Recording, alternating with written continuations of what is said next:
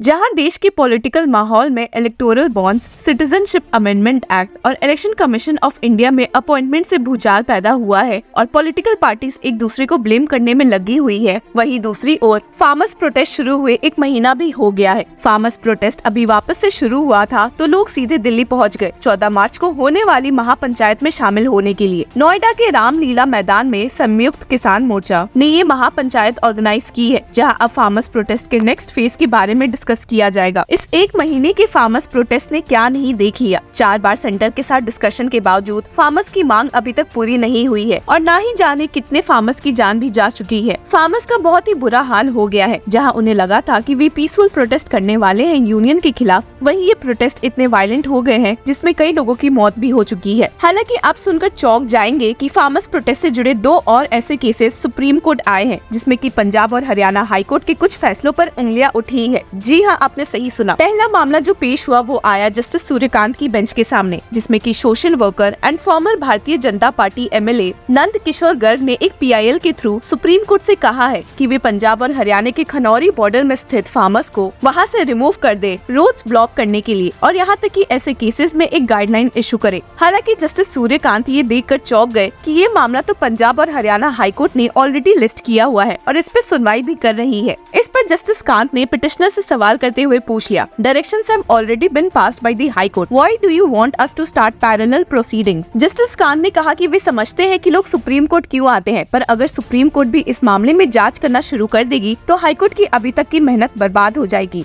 And stated, whatever hard work the high court has done, whatever stage they have reached, that will go away. They will raise their hands as the supreme court is hearing. Will it serve anyone's cause? You can always approach the high court and assess the court. जिसके साथ ही justice Kant ने इस मामले को dismiss कर दिया। ये तो बात हुई पहले केस की, और आप दूसरा केस सुनकर जरूर चौंक जाएंगे। इस केस में Punjab and Haryana high court के उस फैसले को हरियाणा स्टेट गवर्नमेंट ने सुप्रीम कोर्ट में चैलेंज किया है, जिसे acting chief justice GS Sandhawalia और नपिता बैनर्जी की बेंच ने शुभकरण सिंह की मौत में जुडिशियल इंक्वायरी के ऑर्डर्स दिए थे। पंजाब और हरियाणा हाई कोर्ट की बेंच ने इस मामले में जुडिशियल इंक्वायरी के ऑर्डर देते हुए पंजाब और हरियाणा स्टेट गवर्नमेंट को खूब खरी खोटी सुनाई थी और कहा था कि दोनों स्टेट गवर्नमेंट्स के हरकत ऐसे हैं कि दोनों को इस मामले में जुडिशियल इंक्वायरी सौंपी ही नहीं जा सकती है। इसलिए बेंच को एक 3 मेंबर की कमेटी फॉर्म करनी पड़ी। The committee will be headed by justice retired Jayshree Thakur, वो will be assisted by the ADGP Punjab Pramod Ban and ADGP Haryana Amitabh Singh Dhillon. The panel will have to submit a report on the incident within a month. इस incident में Haryana government को इसलिए इतनी फटकार पड़ी थी क्योंकि उन्होंने 21 फरवरी को खनौरी इलाके में पैलेट फायरिंग शुरू कर दी थी और जिसकी वजह से ही कहा जा रहा है कि शुभकरण सिंह की मौत हुई है। और आप सुनकर चौंक भी जाएंगे कि बेंच ने पाया भी था कि हरियाणा गवर्नमेंट ने एक्सेस पुलिस फोर्स यूज किया है। हरियाणा गवर्नमेंट के अलावा बेंच ने पंजाब गवर्नमेंट को भी खूब फटकारा क्योंकि शुभकरण सिंह की मौत के 1 हफ्ते बाद जाकर उन्होंने एफआईआर फाइल किया था, और वो भी फार्मर्स द्वारा प्रेशर बनाने पर। हालांकि जहां हरियाणा गवर्नमेंट इस केस के ऑर्डर को चैलेंज करते हुए कोर्ट में पहुंची है, वहीं सुप्रीम कोर्ट वेबसाइट पर ये पाया गया है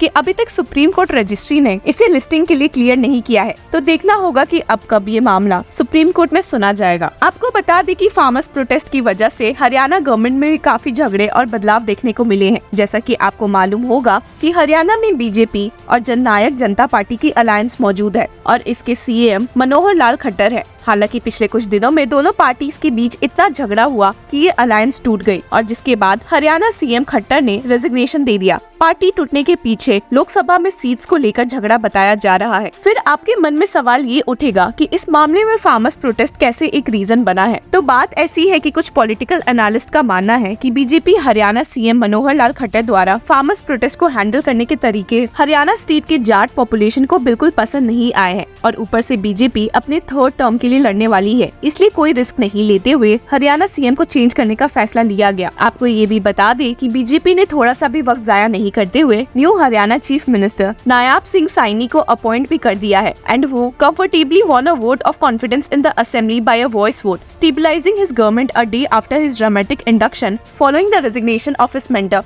मनोहर लाल खट्टर। अपने दिए स्पीच में साइनी ने कहा है कि an ordinary party member like me was appointed state BJP president. Now I have been entrusted with a big responsibility as chief minister. This can only happen in the BJP. हालांकि मामले में एक और ट्विस्ट है। New Haryana CM को जहां शपथ ग्रहण करते हुए वक्त भी नहीं हुआ था कि उनकी अपॉइंटमेंट पंजाब और हरियाणा हाईकोर्ट में चैलेंज हो गई है। प्ली में स्टेट किया गया है that since the honourable chief minister Shri Nayab Singh Saini is holder of the office of profit under the government of India, being the member of the parliament and simultaneously holding the post of the honourable chief minister of the state without being the member of legislative assembly of Haryana as such, he invites disqualification from the post of member of parliament under the representation of people act 1951 as well as under the Constitution of India provisions. Advocate Jagmohan Singh Bhatti ने ये plea लेकर पंजाब और Haryana high court को बताया है कि newly appointed government is an illegal and a fraud on democracy. Plea में ये भी मेंशन्ड है कि the total strength of the house is 90 MLAs and by way of appointment of Nayab Singh Saini, it exceeds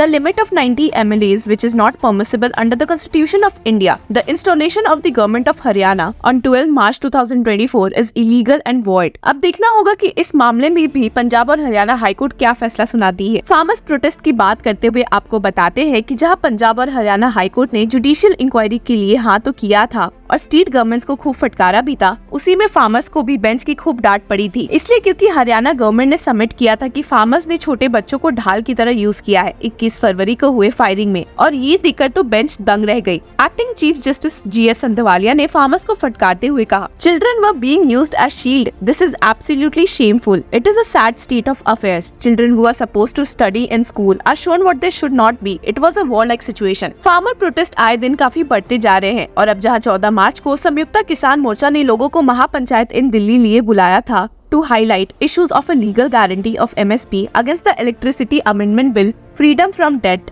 old age pension, rolling back of labor codes and other pending issues, वही मामला और गंभीर हो चुका है। आपको बता दें कि इस महापंचायत के लिए दिल्ली पुलिस ने भी फार्मर्स पर कुछ रिस्ट्रिक्शंस लगाए हैं। Delhi police allowed protesting farmers to hold the mahapanchayat with the condition of a gathering limit of up to 5,000 persons, no tractor trolleys and no march at the मैदान। However, they still anticipated more than 15,000 farmers. The SKM stated that over 30,000 farmers from Punjab are expected to reach the national capital. इस किसान महापंचायत के बारे में Congress leader Jairam Ramesh ने कहा है, This is the 61st day of Bharat जोड़ो न्याय यात्रा. He, Rahul Gandhi, will address the public rallies and road shows. Earlier, farmers were treated with tear gas, but now the government is under their farmers' pressure. Finally, their farmers have got permission to organize their महापंचायत. और वहीं दूसरी ओर Congress MP Rahul Gandhi ने अपने भारत जोड़ो न्याय यात्रा के दौरान नासिक में कहा है, the issues of farmers, inflation, unemployment, Agniveers are the most prominent in the country today, but on TV channels you will never see discussion on these issues. Instead TV channel show Modi ji all 24 hours. At times he goes under the sea to do a puja and a TV camera goes with him. Then he takes a flight on a seaplane. Congress leader Rahul Gandhi ने ये भी कहा है कि अगर India block को power में लाया जाएगा तो वे फार्मर्स की आवाज बनेंगे and stated, if voted to power, we will be the voice of farmers and frame policies to protect them. अब देखना ये है कि आने वाले दिनों में क्या सेंटर, सुप्रीम कोर्ट और Punjab and Haryana high court farmers protest से जुड़े मामलों से डील करके कोई फैसला देगी या नहीं। Till then keep following law चक्रा।